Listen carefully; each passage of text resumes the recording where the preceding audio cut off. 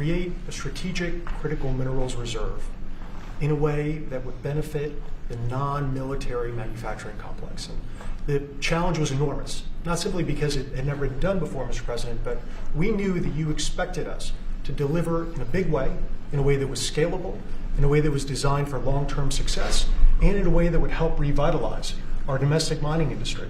But most importantly, most crucially, that it not be subsidized by American taxpayers. And so that's exactly what we've done. Mr. President, what you've announced today is a truly uniquely American solution. It brings together our capital markets, which are the best and biggest in the world, with our manufacturers, our innovators, our miners, all pitching in to make this possible. Now, these things don't happen without the best and the brightest within industry being at the table. And Mr. President, everyone wants to engage with this administration, with your administration. The key ingredient here was your call to action.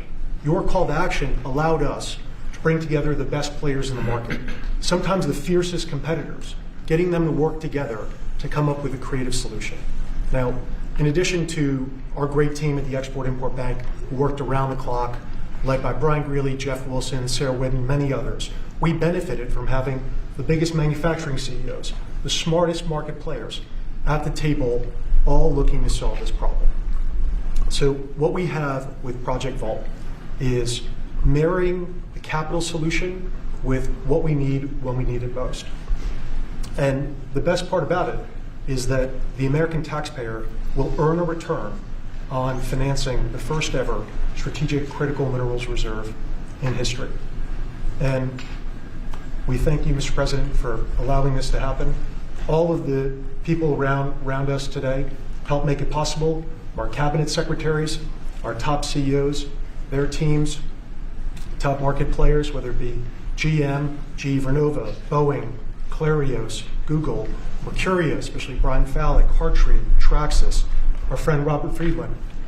All of us work together, Mr. President, to deliver this for you, and for the American people, so that manufacturers and workers all across the country can rest assured they'll have what they need when they need it most. So, and you're covering everything with this. We're not just doing certain minerals and rare earths. We're doing everything. Everything on the critical What list. about magnets? We're focused on the critical raw materials, and we anticipate that led by our great manufacturers, will help breed even more solutions. Great job. Thank you very much. Doug Burgum, please. Mr. President, again, I want to echo what John said, which is a great thank you to you. You've set the direction, and when you took office, you've done more in the last year for mining and minerals in our country, perhaps than any president in history. Just like drill, baby, drill, you said mine, baby, mine. And what's happened in our country is you've led us through deals with equity deals for the first time. The United States of America is driving equity deals to help sustain and balance this market. You unlocked Alaska with the Amber Road project. That opened up over 1,700 mining claims in Alaska. And of course, on beautiful clean coal, we've got critical minerals that are co-located with that coal, and we've unlocked that. The Biden administration did 0 coal leases during the last 4 years. You've done hundreds of millions of tons of coal leases. That's going to help drive electric prices down in America. Permitting, you mentioned this in your remarks. There were some permits that it's lingered for 29 years. They got done in 4 months last year under your administration. And under your emergency authorities, some of these permits got done in as short as 12 days. You helped create a club of nations to help balance out the fact that we didn't have markets that were functioning around critical minerals. You led off with Australia, Japan, Korea, Saudi Arabia, and Thailand. This week we'll announce 11 more countries that are joining that club of nations as part of this global coalition. And behind that in the pipeline, there's 20 more nations that want to join under your leadership to allow for trade of critical minerals. And then here we stand today with the teamwork that was described. This would not have been possible without the incredible cabinet that you put together. Marco Rubio, Scott Bessent, Howard Lutnick, Chris Wright, and many others were involved in bringing this together through the vision. Standing with us today are some of our chairmen of our great congressional leadership who also have supported this and helped us find a way to do this without any appropriations. This is happening without tax dollars. And of course, our team on the ground here at the White House, including David Copley and every everybody else at the NSC. David leading the global supply chain work, the folks working with the Ex-Im Bank team, working around the clock to make all this happen. So again, when you lead, when you put out a challenge, the teamwork happens. And then here we stand today. This is the largest Ex-Im Bank deal in the history of the Ex-Im Bank by more than double, and this is going to help drive national security. It's great for American manufacturers. It's great for American workers. Congratulations, President Trump. Thank you. You're doing a fantastic job, Doug. Thank you. Could I ask Mary Barra, the Chairman CEO of General Motors, which is setting records every single day, and she's doing a fantastic job, to say a few words and also discuss how good the car business is now in the U.S., please?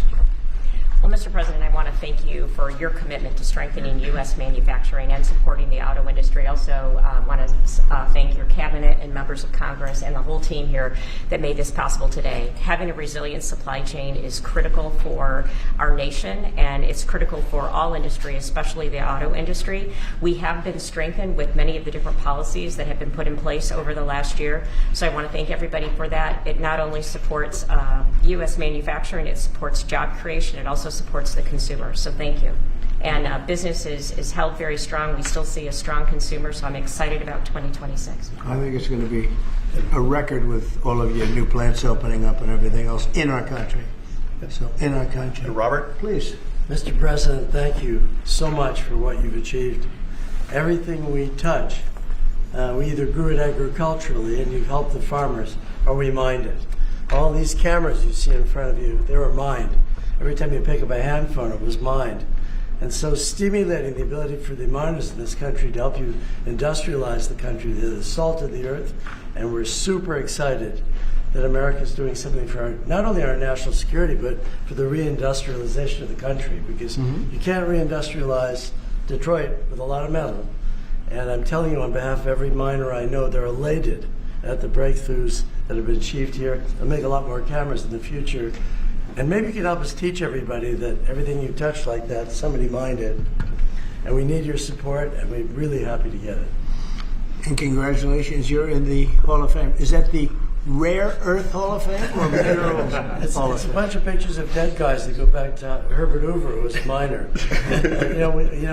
Mining's down to 1% of the S&P 500, but really everything you touch needs mining. And this is the first administration with your support where we've got hope. We can go out and really do it. So, I last met you in Saudi Arabia with Mohammed bin Salman. We're working in Chile. Right. We want to bring these metals back to the United States and refine them and use them right here. And the vision of this administration, Howard Lutnick's been helping a lot. A lot of people at Ex-Im Bank have been helping a lot. I'm just telling you, the morale of the miners is sky high. Doing a great job. Thank you very much. Congratulations. That's a big deal. Thank you. How about French Hill? Say a few words, please. Thank you, Mr. President. Well, on behalf of Congress, Chairman Westerman can talk about how he's helped unleash the ability to mine through permitting reform. And Senator Moreno and I serve on the House Financial Services Committee and Senate Banking Committee. And we're best in this country when we take the private sector and we leverage it to unleash the directions that you're made. And so together with our reauthorization of the Ex-Im Bank, we leverage that resource with private sector dollars to make this a success, and it's going to be a huge strategic change in America's industrial capacity. Big difference, right? Big difference. There's never been really anything like what we're doing. Bernie, please. Not to be hyperbolic, but if you hadn't been elected, the auto industry in America would be over. The country would be over. Completely over. The country would be over. Well, but the auto industry would have been gone first. What the Democrats had done with electric vehicles, the mandates, what you were able to accomplish last year, Secretary Lutnick, what Secretary Bessent was able to do with your leadership has transformed the auto industry. And I'll tell you, it's never been better for people in the auto industry. I hear from all my friends, they are elated. And the worst part is that the people that you really saved were the car dealers in California and New York and New Jersey, right? And they fought me all the way, Mary, right? They fought me all the way, and now they're saying thank you very much. But you're doing a great job. Thank you, Bernie. Scott?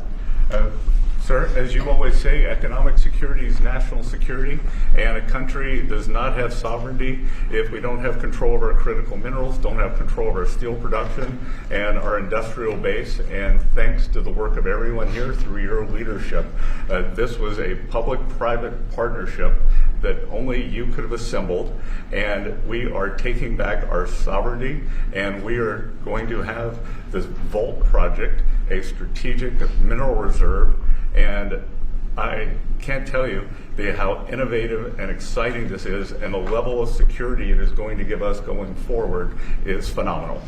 And how is your new, and I think new and improved Fed chairman doing? How's that all going? So he's off to a great start. I think so. He had so much built-in credibility, and as the American people, smart people, like Representative Hill, the Senator Moreno, they already knew him, and as the American people get to know him, the important thing is that they will be able to trust the Federal Reserve to steer the economy for them.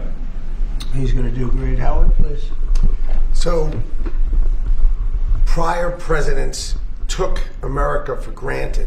They let our critical minerals only be controlled by China. They let our mining business go to hell by closing all the mines, closing our coal plants while China opened them.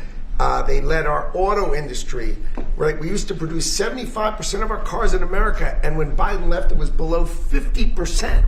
We were just letting all of these industries just be shredded from America. And thank goodness you are in this chair, changing it and taking it back. We are taking back critical minerals. We are taking back mining. We're taking back the auto industry. You're going to watch us take back pharmaceuticals. We're going to take back semiconductors. None of this could possibly happen without your leadership. And it is the most fun to stand back here with your leadership, because we are changing America back and making it great again. That's very true. Anybody would like to say anything else? Amen to that. You guys okay? Everything all right? Chairman Westrom. Well, thank you, Mr. President. You're such a good man. Go ahead. It's a great day, and it couldn't have happened without your leadership. And I think people will be talking about this for a long time, because we're bringing back American mining and American manufacturing. You know, God blessed our country with abundant resources. Secretary Burgum talked about the Ambler Road. 49 critical minerals that can be mined in sufficient quantities just in that one area, but from northern Minnesota, Arizona, my home state of Arkansas, we are blessed with all these minerals. They're just in the ground. But when we get them out of the ground and not only mine them, but refine them and process and manufacture with them, it'll unleash great wealth for our country, and that'll just build on all the other successes. So thank you for what you've done. It's a great day. And how does it feel to be in the Oval Office? Is that crazy? Were you ever here? No, I've never been here, sir. but Most it's people fantastic. haven't. All the Mary's been goals. here a little bit, right? But it's a special place. Never been so beautiful either. Yeah, questions, please. Mr. President, speaking of the Fed, would you like to see Jeanine Pirro drop the investigation into Chairman Powell to help? Senator Tillis has basically said that he's not going to really be working with the administration to help bring war. So would you like to see the investigation No, she's go going to away? take it to the end and see. Like, you're doing a small renovation, and they've spent almost $4 billion doing a small renovation. I'm doing buildings. I built a hotel, the Waldorf it's called, and I did it for around $200 million. It's a much bigger job. They're spending almost, it could be $4 billion. I'll tell you what, I don't even see an end in sight. I feel badly for the new Fed chairman, because he may not have an office for 4 years. I don't know what these people are doing. So it's either gross incompetence or it's theft of some kind, or kickbacks. I don't know what it is, but Jeanine Pirro is incredible, and she'll figure it out. But no, you want to take it and just find out what happened, because we can't go around doing a renovation of a small little complex, very small, a couple of little buildings, and spend billions and billions of dollars on it. Something went wrong. We have to find out what it was. Yeah, please. Mr. President, thank you. Speaking of renovations, you announced you wanted to build a new and spectacular entertainment complex at the Kennedy Center. Right. Do you plan on tearing it down, and how much will all of the renovations cost? Probably around $200 million. And, it's funny, in real estate and building, I've done so much of it. I've done so well with it. You want to sit with something for a little while before you decide on what you want to do. And, we sat with it. We ran it. It's in very bad shape. It's run down. It's dilapidated. It's sort of dangerous. Things fall out of ceilings. You've seen it. And we had some big events there. We had a lot of great events there over the last year, but you can't do any work because people are coming in and out, and you have the workmen. We have a marble man over there the other day. He said, every time I put down a piece of marble, people are stepping on the marble. They don't even have time to dry. And you can't do the same quality job if you close it. And, we're fully financed. And so we're going to close it, and we're going to make it unbelievable, far better than it ever was. And we'll be able to do it properly. I was thinking maybe there's a way of doing it simultaneously, but there really isn't. And we're going to have something that when it opens, it's going to be brand new, beautiful. I'm not ripping it down. I'll be using the steel. So we're using the structure. We're using some of the marble, and some of the marble comes down. But when it's open, it'll be brand new and really beautiful. It'll be at the highest level. We can do a much better job, probably in a way a faster job in terms, because when you do it piecemeal, for instance, they have a play tonight, and you can't do anything. You have to pull out everything, and you can't have stanchions all over the place, and people are walking in to see a play. So we'll be closing it sometime around July 4th. It's like we'll close it on July 4th in order to do something great for America, and then we're going to build it. We have great contractors. We're going to build it, and we'll do it right. We're using the highest grade marbles, the highest grade everything. It'll be brand new. Tremendous Carriers putting in the air conditioning, or I guess they're a bidder, but they're probably going to get it. Carrier. We're going to have all brand new air conditioning, heating. The steel will all be checked out because it'll be fully exposed. It's been up for a long time, but as anybody knows, it was in very bad shape. Wasn't kept well before I got there. So we're going to make it. I think there won't be anything like it in the country. Sir, Mr. President. Yeah, please. about your meeting with President Petro later this week, he's been quite critical of you since you spoke back in January after the Maduro raid. What would you like to hear from him tomorrow in terms of drug trafficking in Venezuela? What are your expectations? Well, we're going to see. I mean, he's been very nice over the last month or two. He was certainly critical before that, but somehow after the Venezuelan raid, he became very nice. He changed his attitude very much. So, no, I look forward to seeing him. He's coming in. We're going to be talking about drugs because tremendous amounts of drugs come out of his country. And I look forward to see. We're going to have a good meeting. Yeah. Mr. President. Steve? Steve Witkoff is going to meet with the Iranian Foreign Minister on Friday. What are you hoping he'll get out of that meeting? Well, you're going to have a lot of things are happening. You have Iran, and you have Russia, Ukraine, and you have the Middle East. We have a lot of things going. A lot of problems were here for a long time before I got here. We settled 8 wars, and I think we're doing very well with Ukraine and Russia.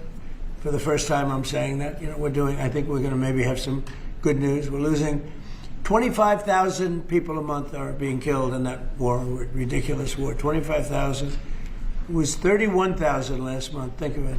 Young, beautiful kids. The kids have parents. They have parents. It doesn't affect us in one way, but in another way, it's 25,000 souls that if I can solve it. We're not spending money like Biden did. He gave $350 billion away. I make everyone pay. And the United Nations, they're a little bit involved, but if you take a look at what's happening, the countries of Europe are paying us for the weapons. So we have NATO paying, we send missiles over there, they pay us in full. It doesn't cost us 10 cents. And we make money, I guess, but I don't even want to talk about that. Because what I really want to do is save those people from dying. They lose, Mary, can you imagine 25,000 to 30,000 people a month? That's like a stadium full of people every single month. And, I was blessed with something where I can get these things done. Got 8 of them done.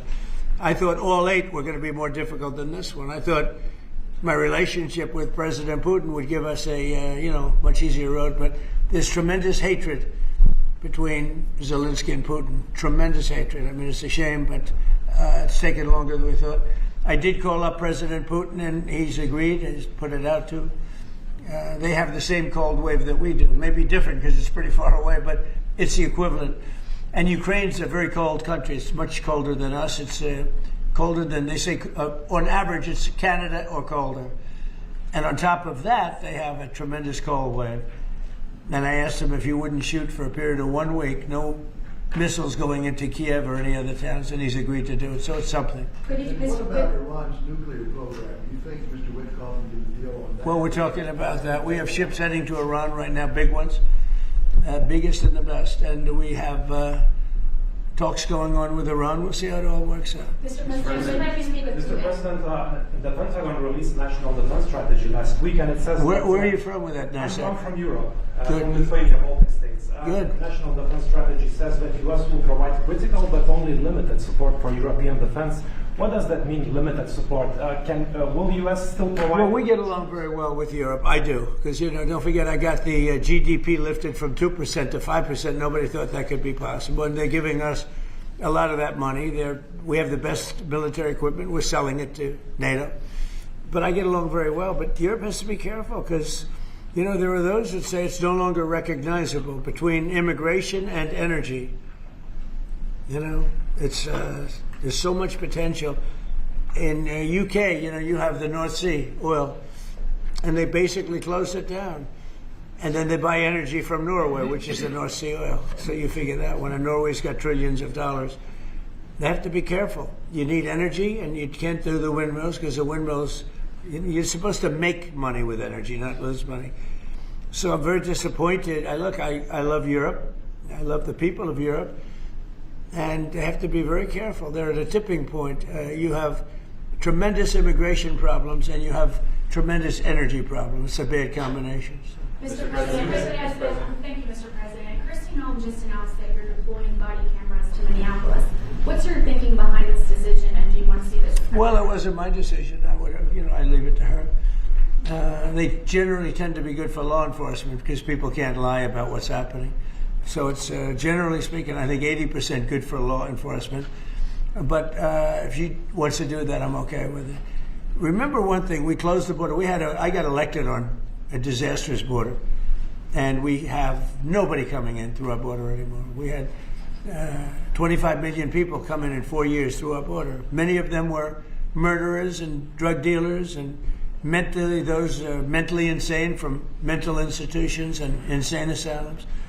And now we don't have anybody coming in. For 9 months now, they actually report zero. We have 0 people coming in, which I find hard to believe, but the Democrats do that report.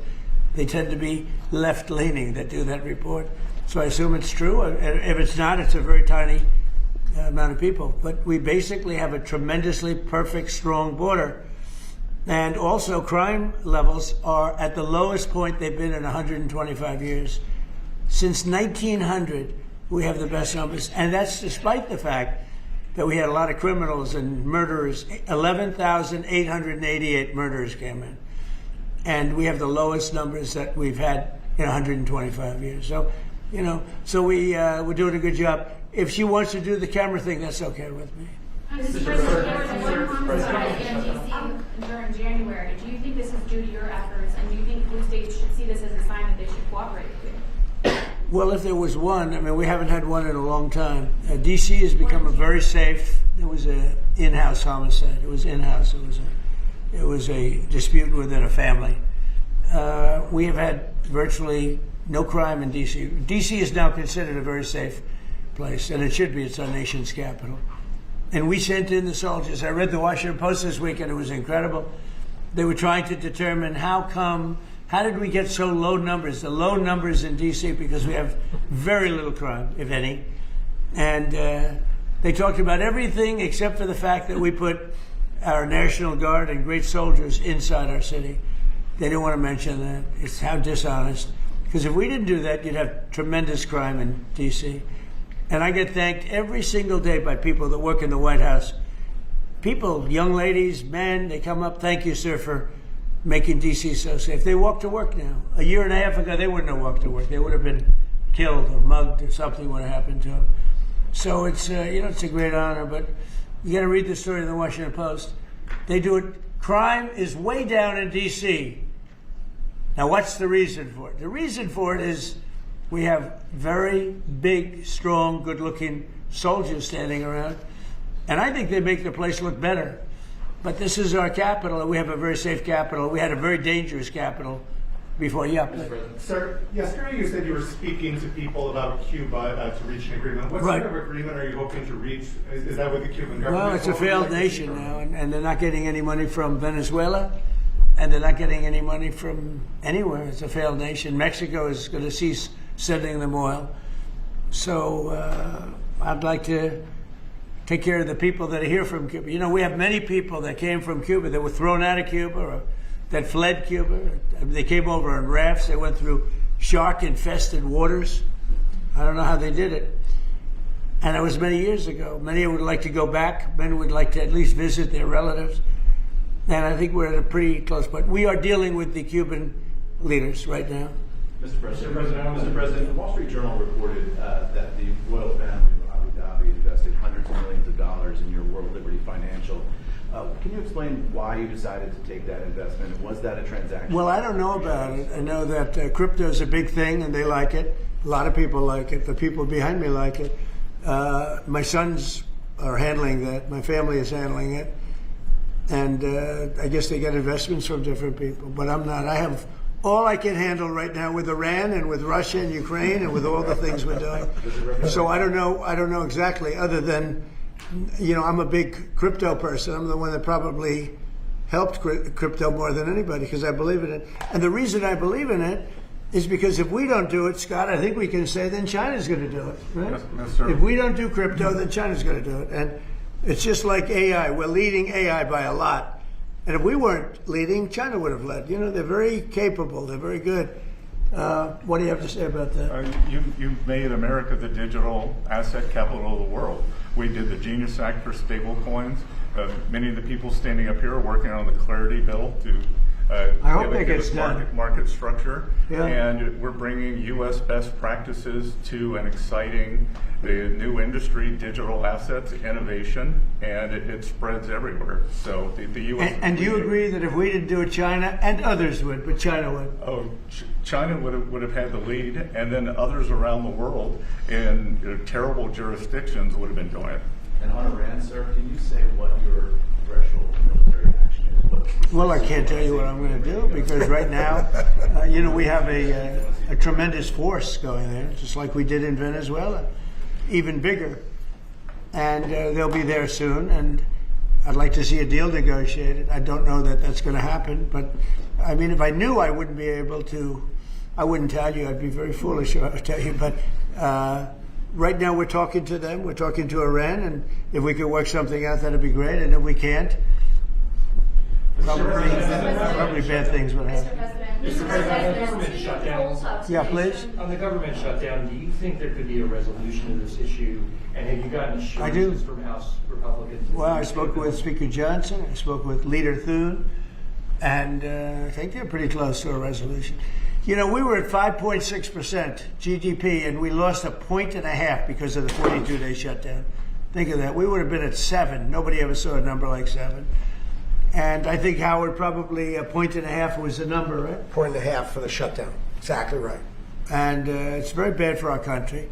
But despite that, we have the highest numbers we've ever had. You know, we're doing well. We're going right through it. But I will say that I spoke with Senator Schumer numerous times, and I don't think they want to see a shutdown either. Mr. President, are you going to sue Trevor Noah? Last night in a post, you alluded that something could be coming. Yeah, well, he said that I spent time on Jeffrey Epstein's island. I didn't. I mean, he's a lightweight. This guy is a terrible. I think he's terrible. I thought he did a terrible job at the Grammys. I thought the whole Grammys was terrible. I watched part of it. It's not watchable. But he was a lousy host. I'd say not as bad as Jimmy Kimmel, but pretty close. And no, he made a statement about me and Jeffrey Epstein. I have nothing to do with that. I have nothing to do with Jeffrey Epstein. And in fact, if you look at the DOJ, they announced, they released 3 million pages. It's like this is all they're supposed to be doing. And frankly, the DOJ, I think, should just say, we have other things to do, because that whole thing has turned out, I mean, other than Bill Clinton and, Bill Gates and lots of people that there are a lot of questions about it, but nothing on me. But it was even sort of better than that, because they found that Jeffrey Epstein and this sleazebag writer named Michael Wolff were conspiring against Donald Trump to lose the election. So Epstein was conspiring with a writer for me to lose the election. So right there, you know that I had nothing to do with this guy. But yeah, it's a terrible thing. The amount of time that's being wasted. You know, when Epstein was alive, like 10 years ago, nobody cared about it. But they're only doing it. But now it's really hitting back on them because Bill Clinton is such a big part of it. The Democrats are pushing it. And the problem is that it's turning out to be the Democrats that were with and conspired with Epstein. So I think you're probably going to see a little pullback from them. But think of it, they were working together to try and help me lose the election. But this is the Oval Office, so I guess that didn't work out too well. Okay, one more question. Mr. President, do you have an update on U.S. troop level in Europe? Are you planning any force reductions? No, we have a great relationship with Europe. We have a great relationship with our troops. You know, one of the best things that I can say is that if you go back a year and a half ago, so I'm running for election, they had the worst recruitment numbers in the history of our country. Nobody wanted to join the military, or nobody wanted to join the police. Nobody wanted to join the fire departments. We couldn't get anybody to be a proud member of our country.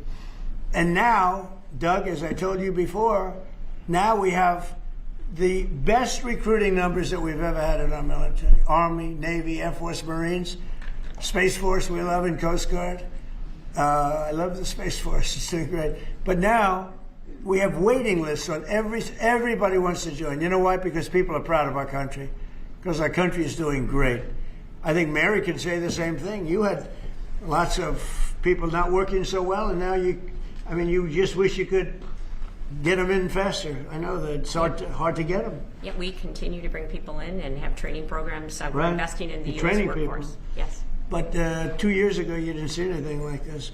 It's amazing what's happened. So we have the number one in the history of our country. We've never had more people that want to join our armed forces than we do right now. And a year and a half ago, nobody wanted to join. They were embarrassed by our country. They were embarrassed by our leadership. And now they're proud of our country, and they're very proud of our leadership, and a lot of the leadership is right behind me. Thank you very much, everybody. Thank you, press. Thank you, press. Thank you. Thank you, press. Let's head out. Thank you, press. Thank you, cameras. We're going. Thank you, press.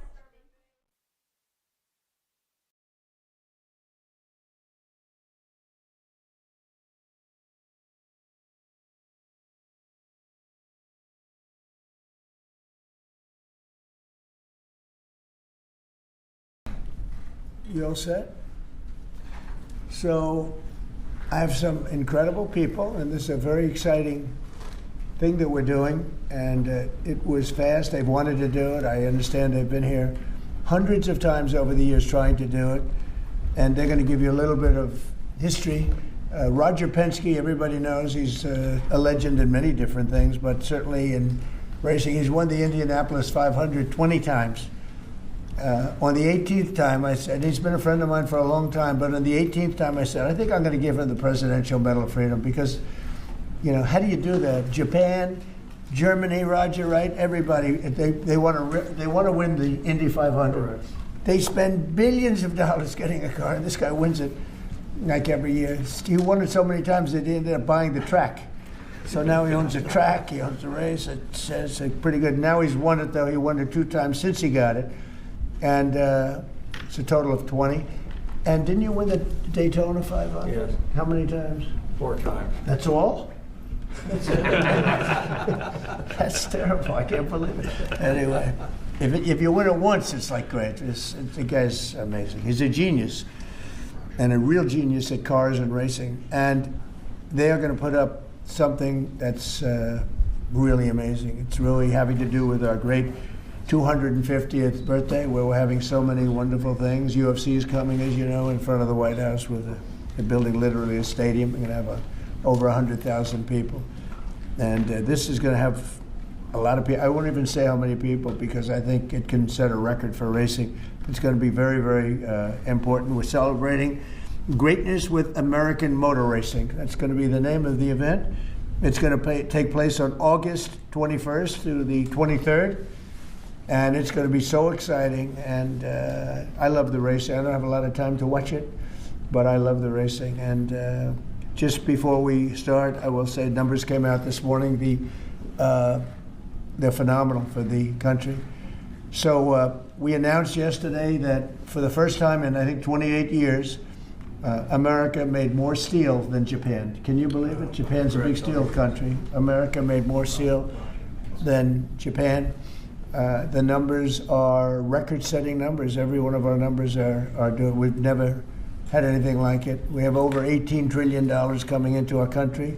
We're building thousands of plants and all sorts of businesses all over the United States. It's never been anything like it. $18 trillion investment. So we have over, fellas, we have over $18 trillion being invested in the United States of America. The record was $3 trillion 10 years ago, not by us, by another country. And we're going to do 18, and I think the 18 is going to go higher. We're just looking at 11 months. The 12th month hasn't come in yet, but it's going to bring us over 18, maybe even hit 20. So you have 18 to $20 trillion coming in, and we've never had anything like it. We have a record we just set, as you know. The S&P 500 just set a new record, 7,000. Nobody thought that was possible in this quick a time. They thought maybe at the end of 4 years or 5 years or 6 years. But we did it in the first year. And we had 48 stock market highs, Roger. So Roger's a big beneficiary because he has a lot of stock. But anybody that has stock, including people with 401ks. So the economy has never been like this. It was just announced that crime is at an all-time low. Best numbers on crime in the recorded history of our country, and the lowest numbers of murders in the history of our country that we have. Recorded history goes back 125 years. That's not bad.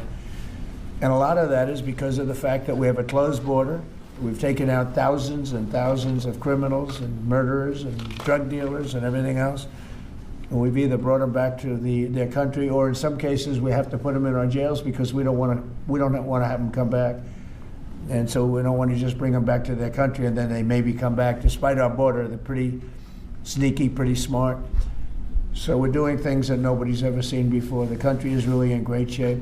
We have a large armada, flotilla, you can call it whatever you want, heading toward Iran right now. Even larger than what we had in Venezuela. It's still in front of Venezuela. The Venezuelan situation, the leadership is doing a very good job. We're very happy, and we're getting along very, very well. And we're inviting countries of the world very shortly. They're going to be starting to take the oil. We're going to be heading that with the country, and it's worked out really well. We're now sending actually a larger number of ships to Iran. And hopefully we'll make a deal. If we do make a deal, that's good. If we don't make a deal, we'll see what happens.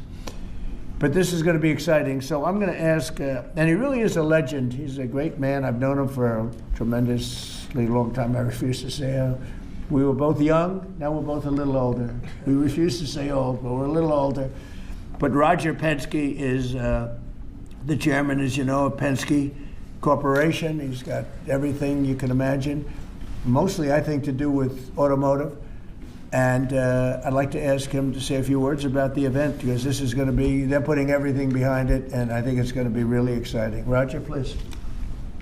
Well, thank you, Mr. President. This is a really amazing time for us as a company to support the 250th anniversary for the country. And there's no better way for us to bring automotive and speed into the DC area, and to have the opportunity to be able to compete here with our Indy cars. As you know, we own the Indianapolis Motor Speedway, and we're taking that history of over 100 years and the speed and what's taken place there with the different manufacturers, and bringing it here to this race will be amazing. Certainly the Freedom 250, when you think about it, it's just a byproduct of what the President has done during this year. And this will be an event, obviously, in August, which will make a huge difference. And we're excited. Be areas for people to see. Most of the grounds will be free. So it's going to be an economic benefit to the area, to the city, and obviously with our Fox partner, Eric Shanks, will be our media partner. And believe me, what they did for us at Indy this past year, they're going to take that and put it on steroids, really, and take it to the next level. So thank you, Mr. President, for allowing us to come into your city. That's so great, Roger. Thank you. Great man. Eric, I'd like to have you say a few words. He's done a fantastic job at at Fox, and he's really excited about this, and I know they're going to lay it on the line. Eric, please. Sure. Well, thank you, Mr. President, for having us here today. Big shout out to Secretary Duffy. This project was kind of on life support until you stepped in recently and got us here today. Secretary Burgum, your team has been absolutely incredible. Explain how many times you came to Washington trying to do this. I think Bud came here 81 times. 81 meetings I had in Capitol Meeting Hill. with senators, meeting with people at the Capitol, and they all wanted it. Everybody wanted it, but they couldn't figure it out. It was crazy. 80 some odd times. That's pretty amazing. So go ahead, please. Great. Well, it's a real honor to be a partner with Roger and IndyCar. And at Fox Sports, we do the biggest events in sports. This year we have the FIFA World Cup that we'll be celebrating here as well. And then dovetailing right after that, to be able to celebrate America's birthday on Fox is an absolutely incredible honor. And everyone at Fox Sports can't wait to see exactly how this is going to unfold and bring it to life. So, Mr. President, thank you again for signing this today. And the big thing, it's August 21st through the 23rd, and I believe the race is on the 23rd, right? Yes. That's going to be incredible. They're going to have practice sessions. It's going to be just a very exciting period, I think, for Washington. If I could, I'd like to ask Sean Duffy, the Secretary of Transportation, who's terrific and doing a great job. Much more important than Sean is we have Rachel Campos Duffy here, and she's one of the greatest people I know and one of the greatest people on television, so most of you know her, but I don't think we'll have her speak about the race because she knows less about it than anybody up here. But she is fantastic. Sean, please. So the president gave us all a directive, which I'm grateful for. We're going to celebrate America's 250th birthday, and he asked all of us to think outside the box. How do we make this historic and cool, and let's all do this together? And he loves the country, he loves the birthday, and so we at DOT were working on this concept. We didn't know at the same time Penske was working on the same project too. And so we've come together, and Doug has been a wonderful partner. But to think 190 miles an hour down Pennsylvania Avenue, this is going to be wild. The last time we had a race in the capital city, Bud, was when? 1801, Thomas Jefferson with the horse race. A horse race in 1801, Mr. President. Now we're going to do a real race. That's so great. That's such a great. So listen, this doesn't happen. You know, we just don't come in and ask the president to sign. There's a lot of work that goes into this, as you can tell. Bud and my chief of staff Pete all had a lot of meetings on the Hill. We couldn't be more excited about this. Again, I'm going to repeat: this is free for the American people to come to your nation's capital and see a great road race. Freedom, America, speed, and road racing. It doesn't get more American than that, Mr. President. So thank you for signing this, and thanks for all of your support. You are fantastic, and what a job you've done. They put it together very quickly. They've been coming here for years, and everybody wanted it. You know, every senator wants it, every Congress, everybody wants it, but they don't get things done.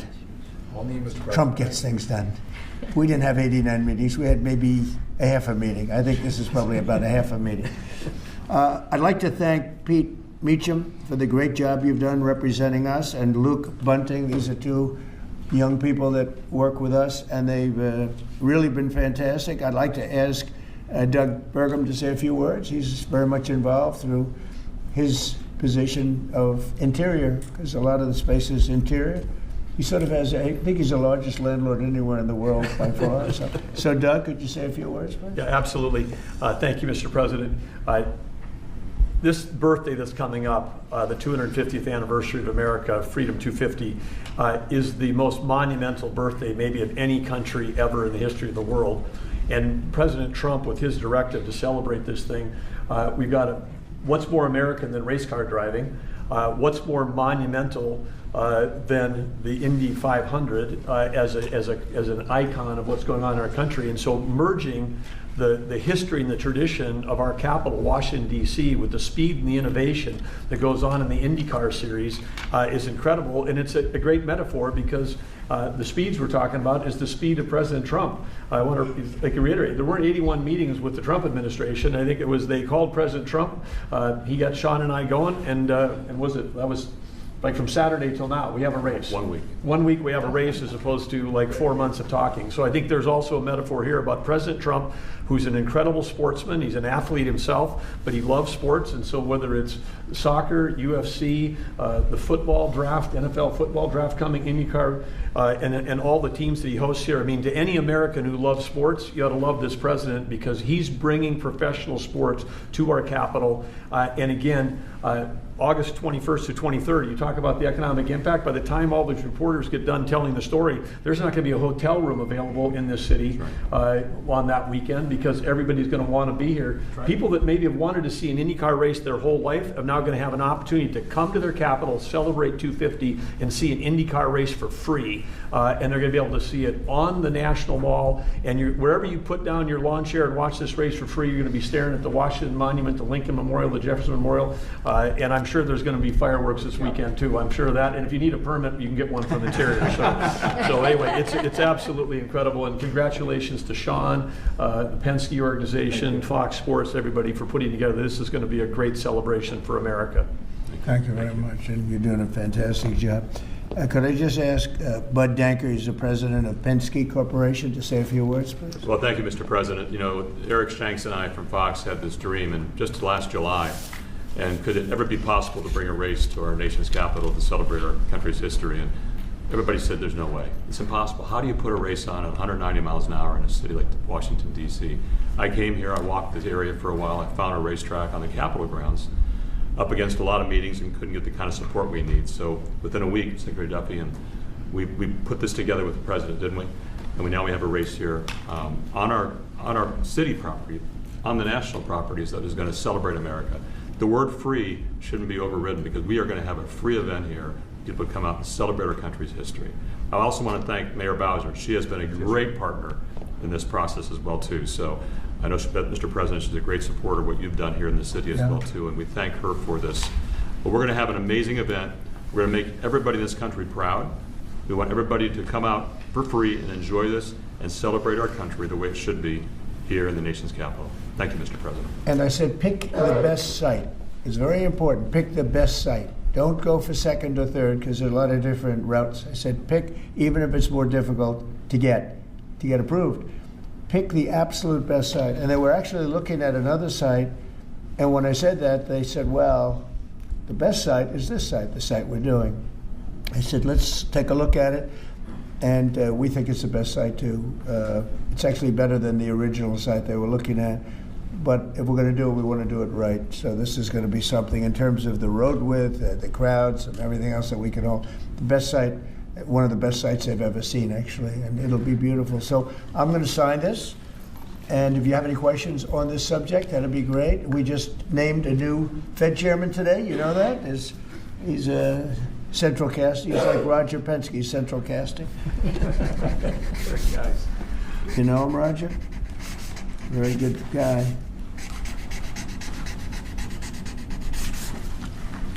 Roger, no auto pen. I didn't use an auto pen.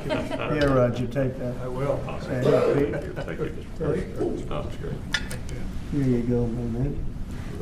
I don't want to sign each letter. You know, they sign each letter. They hand pens. I used to watch these presidents. One letter.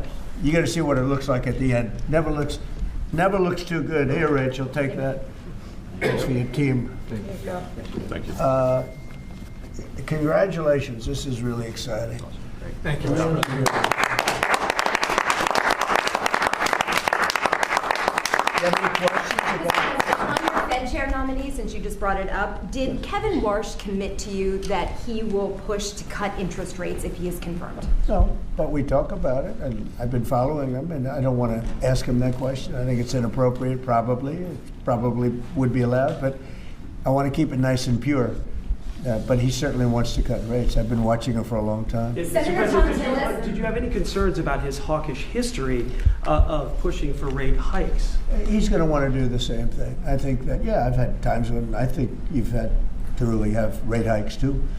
But he's very smart, very good, strong, young, pretty young, and I think he's going to do a guy. I mean, he was the Central Casting guy that people wanted. Kevin was great. I tell you what, I met numerous people. Every one of them were fantastic, really fantastic. I wanted to keep Kevin here, and I thought that I called Kevin 1, Kevin 2, and we have. I said it's going to be a Kevin, but Kevin really has been fantastic at the White House. You all know him. You know him very well, and so we have Kevin W. Are you concerned, Mr. President, about the confirmation hearings? We've heard No. Senator Tillis. No. You think with the DOJ investigation? This is in the whole country. I would say that this was the perfect candidate. This was not a surprise or anything. This was the man that's most qualified. Top student, best schools, everything was like perfect. The youngest person ever to serve on the Fed. Got the whole package. Looks don't mean anything, but he's got the look, right? Roger, looks don't mean anything, but if they have the look, it's okay. But he's got the whole package, and I think he's going to do a great job, and he loves the country. Mr. President, why are you Will you speak to Please, in the back, yes. Are you giving Iran any kind of deadline to make a deal before potentially taking Only military they action? know for sure. Have you communicated that to them Yeah, directly? I have. Mr. President, do you have a timeline for when you're going to pull back potentially the federal presence there? No, we'll see how it all works out. They have to float someplace. They might as well float near Iran, but it's a rough situation going on. So I stopped 837 people, as you know, last week from being hung.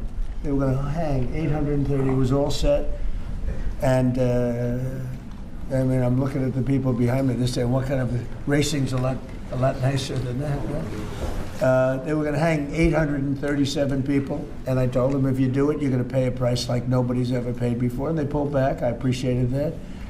But a lot of people are being killed, so we'll see what happens. I can say this: they do want to make a deal. Mr. President, about Virginia, actually, Virginia flipped the governorship, and now they're looking at 50 proposals to increase taxes. What do you think about that? Well, I think it's terrible. I think a lot of people will leave Virginia. I saw that. Look, Glenn was a friend of mine, Glenn Youngkin, and worked so hard on cutting taxes. This woman came in, and in one swoop, she raised everything up higher than it ever was. I don't understand it. I mean, people voted for Democrat, but she came in and she raised, and I'll work with her like I work with everyone else. But she came into Virginia, raised everything to a point like taxes that nobody ever even heard of before. And I don't understand. How do people get elected with this kind of philosophy? This is only in the very modern age. I grew up and I've always heard politicians will cut taxes, everybody screaming, we're going to cut taxes. I cut taxes. I gave you the biggest tax cut in the history of our country in the great big beautiful bill. No tax on tips, no tax on Social Security, no tax on overtime. Interest deductions, Roger, when somebody buys a car, they can deduct the interest if they borrow money. That's the biggest thing in terms of the car business, right? American-made ones. Correct. So we have, I give tax cuts and they give tax increases. I don't know how they get elected. They get elected because they cheat. You want to know the truth? If they didn't cheat, they'd have no chance. They have horrible policy. Transgender for everyone. They have the little thing about open borders so that the world's prison population and mental hospitals can be emptied into our country. It's just a crazy. Men playing in women's sports. Roger, are you a fan of men playing in women's sports? Only as a bettor. If you'd like to bet, you're not a big fan. I don't think so. I don't want to get him in trouble, but I think he joins in 99% of. They say it's an 80-20 issue. I think it's maybe 99. It's 99-1. Mr. President, why are you suing your own administration and the IRS? Why are you suing? Who are you with? I'm with ABC News. You're a loud person. Very loud. Let somebody else have a chance. Can you answer the question? Why are you suing IRS? ABC fake news. You're suing. Go ahead. I didn't call on you. Go ahead, please. Go ahead. Right here. Yeah. Do you think the upcoming talks... ABC, by the way, is truly one of the worst. Go ahead. Do you think the upcoming talks between Russia and Ukraine stand a chance without U.S. envoy Witkoff and Jared Kushner there? I think they stand a chance. We've been trying. I've ended 8 wars. All of them I thought were going to be maybe tougher than this one. But Zelensky and Putin hate each other, and it makes it very difficult. But I think we're getting very close to getting a settlement. Hundreds of thousands of people, mostly soldiers, have been killed. Last week they lost 29,000 people. Last month they lost 29,000 soldiers. Can you believe that, fellas? 29,000. You lose one race driver, and it's a big deal. 29,000 soldiers in 1 month. 27,000 the month before. I think that I think that we have a good chance of getting it settled. Yeah, ma'am, please. Mr. President, on the Warsh nomination, what is your strategy for getting past the hold that Senator Tillis has on this process? He said he won't allow. Well, that's that kind of thinking is why he's no longer a senator. He's going to be out of office. It's too bad. I always liked Senator Tillis actually, but he did some things that were not smart. And whatever. I mean, if he doesn't approve, we'll just have to wait till somebody comes in that will approve it, right? So that's it. But I saw that. He wants to be an obstructionist. But we have a lot of obstructionists. I've had a lot, and we've created the best presidency maybe ever. Yeah. A follow-up. If Iran doesn't make a deal, is your plan to replicate there what you just did in Venezuela? I don't want to say that. I don't want to talk about anything having to do with what I'm doing militarily. But we have a tremendously powerful fleet there. We have the most powerful ships in the world. We have the most powerful military by far in the world. We showed that on numerous occasions. I mean, I rebuilt the military in my term. If I didn't do, I wouldn't, I think, be able to say that. But I rebuilt the military, the entire United States military in my first term. And now we're building it bigger, better, stronger than ever before. I'm adding to it. We're adding something called a battleship. You would find this interesting. The old-fashioned, beautiful battleships? And we're adding up to 25 of them. Each battleship is 100 times more powerful than the battleships of the 1940s, those big, powerful ones with the guns, because of what the ships carry. But we're going to build 10, and then we'll see how we like them, and we're going to go and do another 15 after that. Could be up to 25 battleships. 100 times more powerful. Can you imagine that? And it's peace through strength. We don't want to use them, but if we have to use them, we will. Mr. President. On the Fed, should the DOJ continue with its investigation into Jay Powell? That seems to be a sticking point for Senator Tillis. Well, he's got a building that, I build buildings, and I build them under budget, ahead of schedule. I build them, but they're within reason always. And this is a small little complex that's costing billions of dollars, most expensive job per square foot ever built. And it's a little complex. It's a little Fed complex. I built the hotel on Pennsylvania Avenue, and I built it for around $200 million, and it's bigger than that. They're spending many times that amount to do a renovation of a building. I've heard numbers as high as $4 billion. $4 billion to build a building. I could have renovated that building and fixed it up, made it beautiful for $25 million. They're going to spend close to $4 billion on it. So it's either gross incompetence or it's theft. Somebody's making money, because you can't spend. It's more per square, and you have half a building there. You have the structure, you have the exterior skin that they're not changing much. They're building a building, and they're spending almost, I'm hearing numbers of between $3 and $4 billion. It's the most expensive structure ever built per square foot. So he's either incompetent, or he or somebody is a crook, and we'll find out. Mr. President. Thank you, Mr. President. On Minneapolis, Governor Tim Walz recently likened the conflict on the ground to Fort Sumter, sort of imply that this is the beginning of a civil war. Do you agree with that characterization? Do you feel like there's a civil war? The governor said that? Well, does he know what Fort Sumter was, or do you think somebody wrote it out for him? No, this is, I was elected on law and order. I was elected on a strong border. We had a border that allowed 25 million people to come in. Many were murderers. They murdered people. We had 11,888 murderers. We had prisons, including Venezuela, but Venezuela opened its prisons. So did the Congo. The Congo in Africa opened its prisons and dumped people into our country. Many countries did that. I would have done that if I were leading a country. I would have dumped the prisoners into our country. We had open borders. We had all these things. I was elected on law and order. I was elected on the economy. I was elected on a lot of reasons. Because when I took over, we inherited a mess. Prices were too high.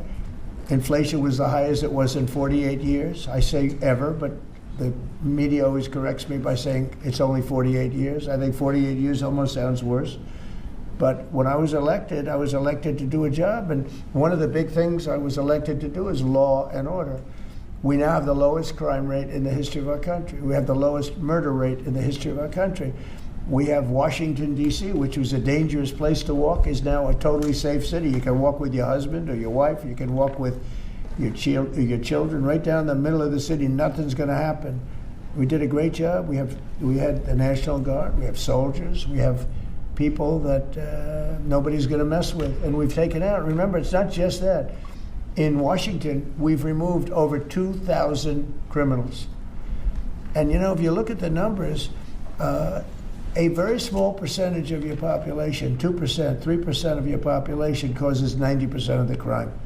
So when you move it's amazing how that works. But the criminals go over and over and over again. So 2 to 3% of your population can cause over 90% of your crime. So it's not that complex.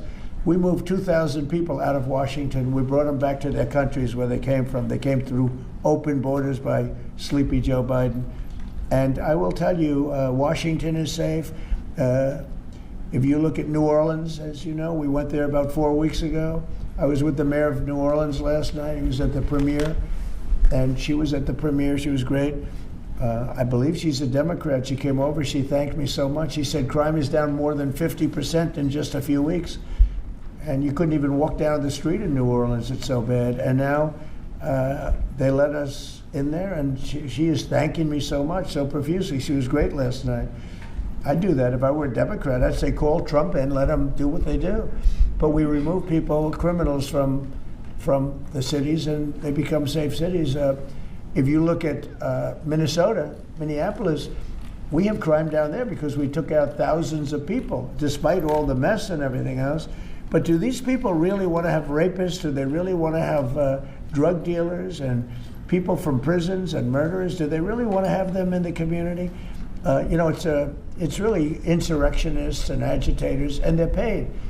And you can tell a lot of reasons. Number one, they're professionals, you know, with their mouth. But they're also, you look at the signs are all professionally made. They have signs that are gorgeous. In fact, I want to get the sign because I need a lot of signs for different things, and I want to find out whoever does their signs, they do a beautiful job. You know, everybody has this beautiful sign with brand new wood. It's like leather panels. They have a leather handle on the bottom. These are people that are handed signs, and we know pretty much, we're getting very close to it, but we know pretty much who's funding this stuff. These are paid insurrectionists, paid troublemakers. But I was elected by a landslide. I won every swing state. I won the popular vote by a lot. I won everything. And I was elected by a landslide on law and order and on strong borders. We had a border that was so bad, so open, where 25 million people came in over a period of 4 years, and now nobody comes in. Nobody even tries to come in. And I can only say, I think, we'll say it very plainly, elections have consequences. The people want law and order. And we have a silent majority. You know, we have a silent majority of people. They don't go and riot and everything else, but they like what we're doing. They like having a safe city. I get calls every single day. Every person I see working in the White House, people I don't know, many people work here, and they say, I'd like to thank you, sir. Why? You've made Washington so great. We walk to work. They walk to work. You people know it very well. You walk to work now. You used to take an Uber or a taxi or something, and you even felt like in danger there. Every person in this building, I mean, virtually every time I see somebody, they thank me. Because a year and a half ago, they lived in hell, and now they can walk to work, and they're totally safe. Nothing's going to happen. And if anything did happen, the person that did it would be living in hell for a long period of time. Thank you very much, everybody. Thank you very much.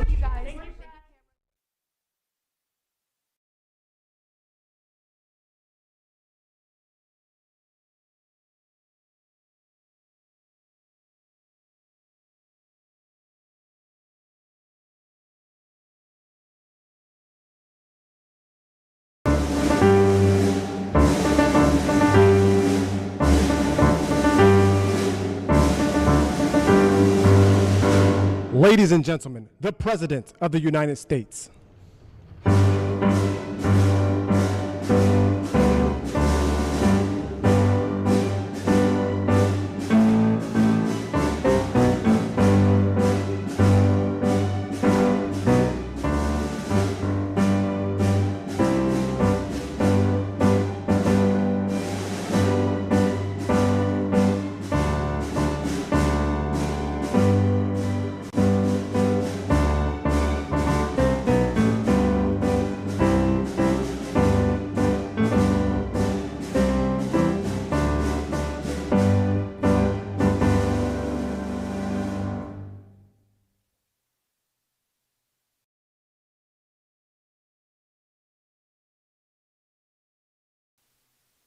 We've had some exciting days in the last week, I would say, mostly good.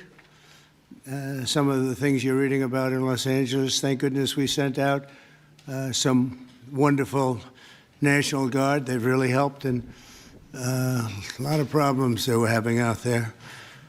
They were afraid to do anything, and we sent out the troops, and they've done a fantastic job. So I want to thank them very much. I also want to thank you for being here as we discuss one of the most exciting parts of the One Big Beautiful Bill. It is indeed a big, beautiful bill, and it's doing very well. The Trump Accounts, as they call it, pilot program, which will make it possible for countless American children to have a strong start in life at no cost to the American taxpayer, absolutely no cost. It's going to have a huge impact. I want to thank House Speaker Mike Johnson for, number one, being a great speaker, and number two, perhaps slightly less important, for being here today. Thank you, Mike. Along with Chairman Jason Smith, who's fantastic, and Representatives French Hill, August Pfluger, Blake Moore, Rob Bresnahan, and Frank Lucas. Thank you all, fellas. Thank you very much. We appreciate it very much. Thanks as well to many top business leaders from Invest America, CEO, Council. It's been a wonderful council. They've come up with some fantastic ideas. We're putting them into use.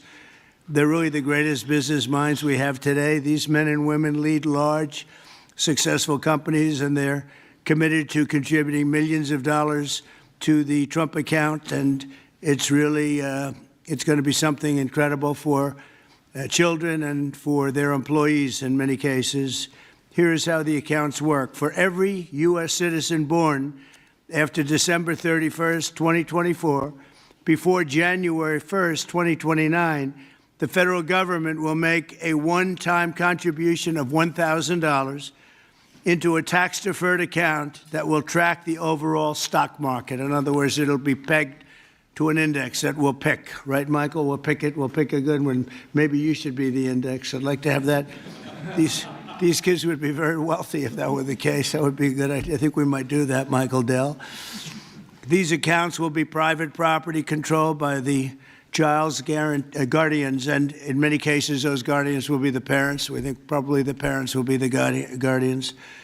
They'll be open for additional private contributions each year from family, friends, parents, employers, churches, private foundations, and more. This is a pro-family initiative that will help millions of Americans harness the strength of our economy to lift up the next generation, and they'll really be getting a big jump on life, especially if we get a little bit lucky with some of the numbers and the economies into the future. In addition to the substantial financial benefits of investing early in life, extensive research shows that children with savings accounts are more likely to graduate high school and college, buy a home, start a business, and are less likely to be incarcerated. Trump accounts will contribute to the lifelong success of millions of newborn babies. They are fully, and this will be very interesting, I think, for everybody to hear, they are fully funded through targeted reforms in the One Big Beautiful Bill, like the $1.7 trillion in mandatory savings, welfare reforms to stop waste and fraud, a 3.5% remittance tax, and more. And it's just a part of that.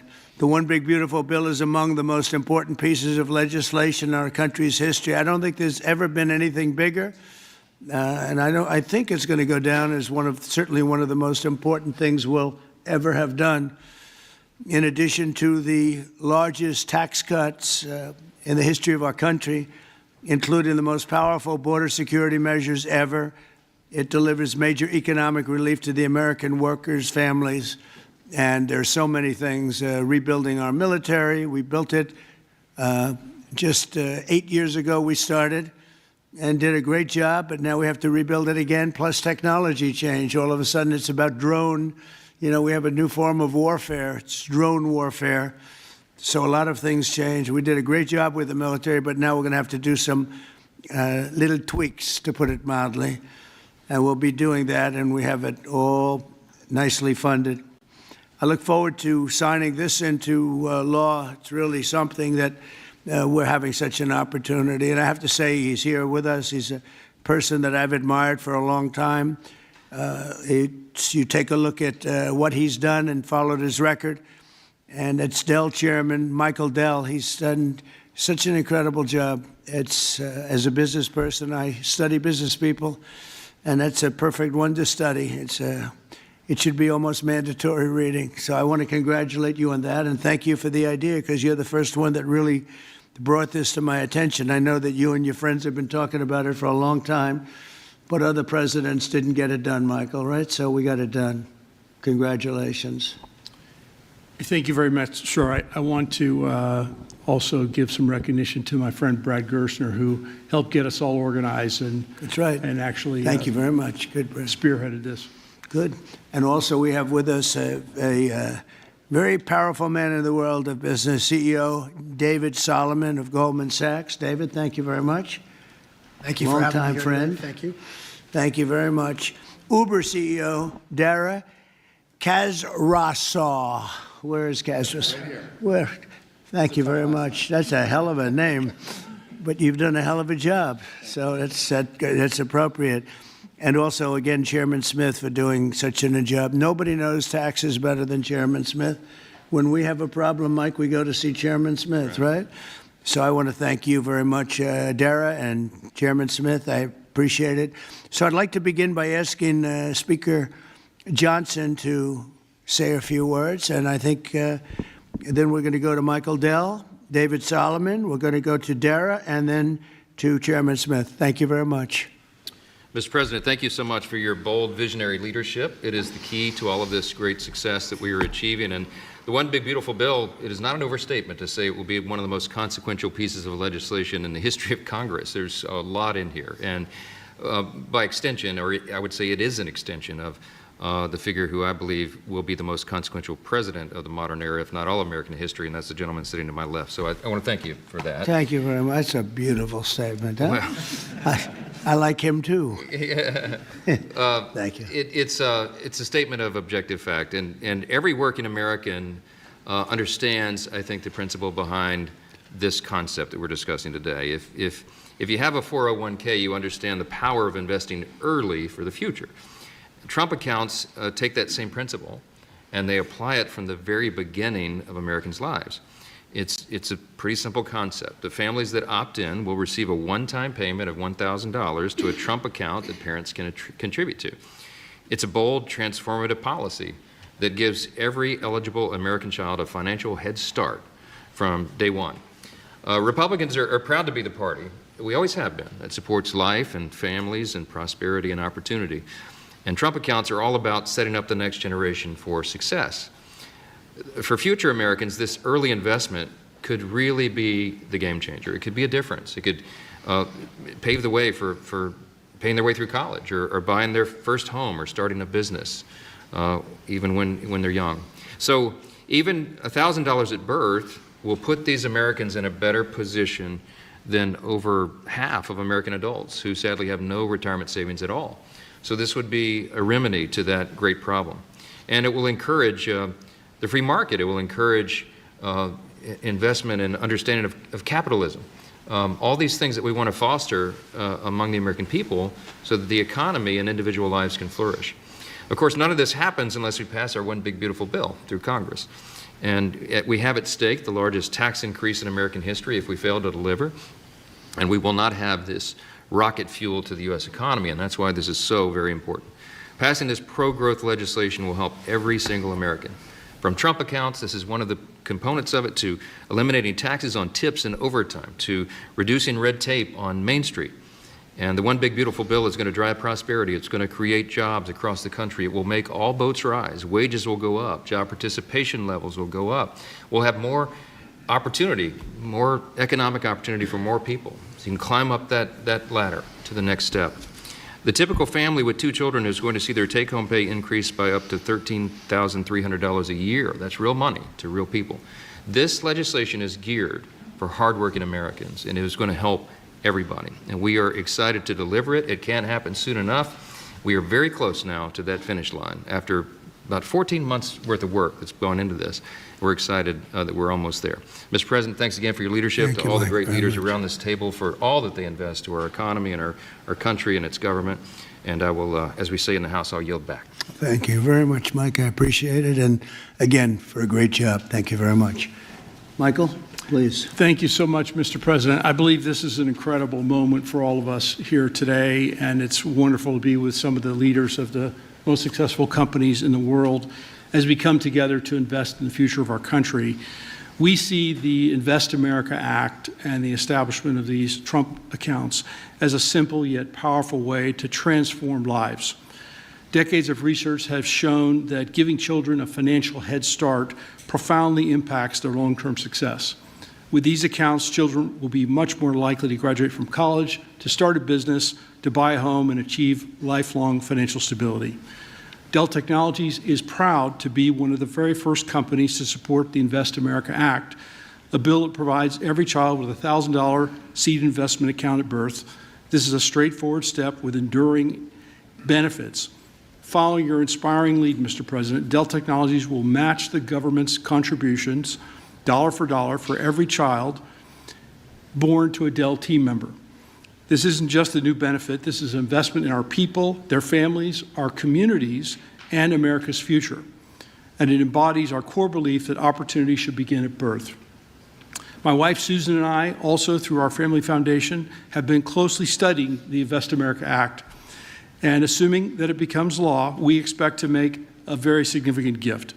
We view this initiative as a powerful platform for philanthropic innovation aimed at helping children thrive wherever they come from, particularly those families who have been historically left behind. Mr. President, you articulated it perfectly. These Invest America accounts will give every new American child a genuine opportunity to participate in history's greatest engine of economic growth, the American economy. The funds in these accounts invested in American enterprise and innovation will grow over time into substantial nest eggs, providing support for education, home ownership, and starting families. The ability of families, friends, benefactors, and employers to match the government's generosity amplifies the life-changing potential of this initiative.